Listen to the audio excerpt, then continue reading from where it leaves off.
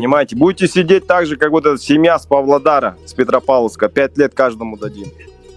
Вы что тут думаете? Мы тут просто так эфиры открываем? Вы же свое говно не можете в себе держать, и мы смотрим, записываем все это. Все записи есть. Все записи есть.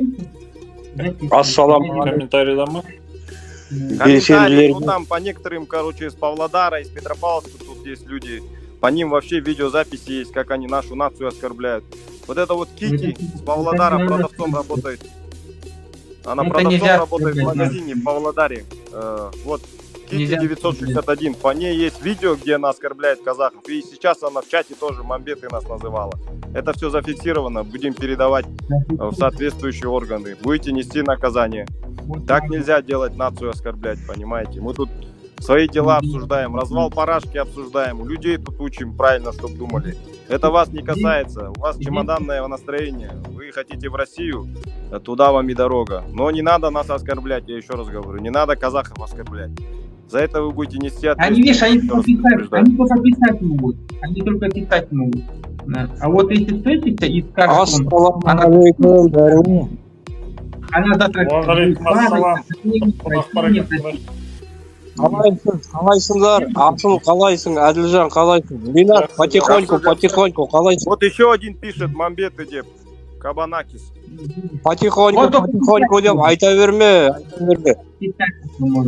30 жыл потихоньку, қазақша тіл әлі дамыватқан жоқ. Ты из Павлодара, да, напиши, пожалуйста. Из Павлодара.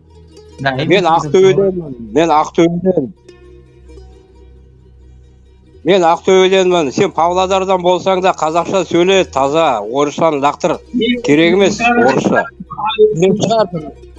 Өзі қазақша орысшамен сөйлеймін. Қазақша орысша. Режиммен.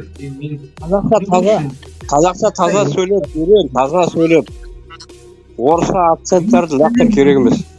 Мен тілім өз білемін. Мен қазақша сөйлеймін, орысша сөйлеймін.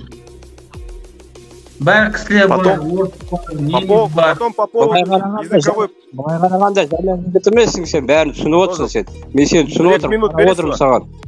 Ага, Ромка, брек беріңші маған. Я вот тут очень много собралось орков, которые за Путина топят. Я вам скажу, я не заставляю лично вас разговаривать на своем государственном языке. Но вы сами понимаете, даже рабочих мест становится с каждым годом для вас все меньше и меньше. С нежеланием изучать или невозможностью изучать казахский язык вы сами себе дороги обрубаете. В государственные все структуры, понимаете. В те организации, где казахи управляют, вас не берут. Государственные структуры не берут.